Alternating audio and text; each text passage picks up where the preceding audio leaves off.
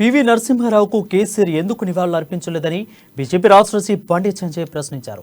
కేసీఆర్కు నివాళులు అర్పించే టైం కూడా లేదా అంటూ మండిపడ్డారు. నెక్లెస్ రోడ్లోని పివి ఘాట్కు వెళ్లి నివాళులు అర్పించారు బండి సంజయ్. బీఆర్ఎస్ కాంగ్రెస్ పివిని విస్మరించాయని అన్నారు. ఎమ్మెల్సీ ఎన్నికల కోసం కేసీఆర్ పివిని వాడుకుంటున్నారని అన్నారు. అసెంబ్లీ దగ్గర పడుతున్నా కాబట్టి కేసీఆర్కు అందరూ గుర్తొస్తున్నారని ఎద్దేవా చేశారు. దేశం అంతా కూడా పివి నరసింహారావు యొక్క జయంతిని ఒక మంచి వాతావరణంలో వారు తలుస్తూ కొలుస్తూ నిర్వహించుకున్న సందర్భంలో బీఆర్ఎస్ పార్టీ కానీ కాంగ్రెస్ పార్టీ ఏమో వారు మరణించిన సందర్భంలో ఘోరంగా అవమానానికి గురి చేసి కనీసం దహన సంస్కారాలు కూడా నిర్వహించలేకుండా అవమానపరిచిన విషయాన్ని సభ్య సమాజం చూసింది. వారు ఆ రోజు అవమానపరిస్తే ఇక్కడ బీఆర్ఎస్ పార్టీ ప్రభుత్వము ముఖ్యమంత్రి కేసీఆర్ గారు ఇంకా అవమానపరుస్తూనే ఉన్నాడు. ఆయన ఇలా లాలే వాళ్ళ కుటుంబ సభ్యులు కానీ బ్రాహ్మణ సమాజం ఒకసారి గుర్తుంచుకోవాలి, ఆలోచించాలి. రాడు నెక్స్ట్ December 23rd వర్ధంతం కూడా అప్పుడు వస్తారు గ్యారంటీ.